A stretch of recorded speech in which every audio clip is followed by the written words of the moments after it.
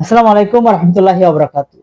আবু সাঈদ খুদরি রাদিয়াল্লাহু তাআলা আনহু বলেন, রাসূল সাল্লাল্লাহু আলাইহি সাল্লাম বলেছেন, জানাজার খাটিয়া রাখার পর যখন খাটিয়াকে কাঁধে তুলে নেয়, আর ওই জানাজার লোক যদি সৎ লোক হয়, নেক লোক হয়, তাহলে সে বলতে থাকে যে আমাকে তোমরা তাড়াতাড়ি নিয়ে চলো, আমাকে তোমরা তাড়াতাড়ি আমার মঞ্জিলের দিকে নিয়ে চলো, আমার কবরের দিকে নিয়ে চলো। আর যদি লোকটা খারাপ লোক হয়, বদ লোক হয়, অসৎ লোক হয়, তখন সে বলে আমাকে তোমরা কোথায় নিয়ে যাচ্ছ, আমাকে তোমরা কোথায় নিয়ে যাচ্ছ। মৃত ব্যক্তির এই কথাটা মানুষ ছাড়া সবাই শুনতে পায়, আর মানুষ যদি শুনতে পেত তাহলে সবাই বেহুশ হয়ে পড়তো। হাদিস বুখারী।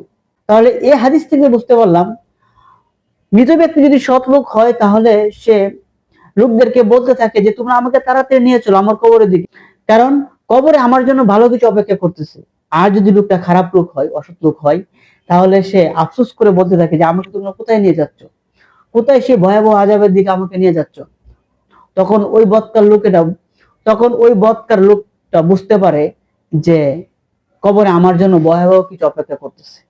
আল্লাহ যেন আমাদেরকে সৎভাবে জীবনযাপন করার তৌফিক দান করে এবং নেককার হিসেবে যেন আল্লাহ আমাদেরকে মৃত্যুটা কবুল করে। আমিন। আসসালামু আলাইকুম ওয়া রাহমাতুল্লাহি ওয়া বারাকাতুহু।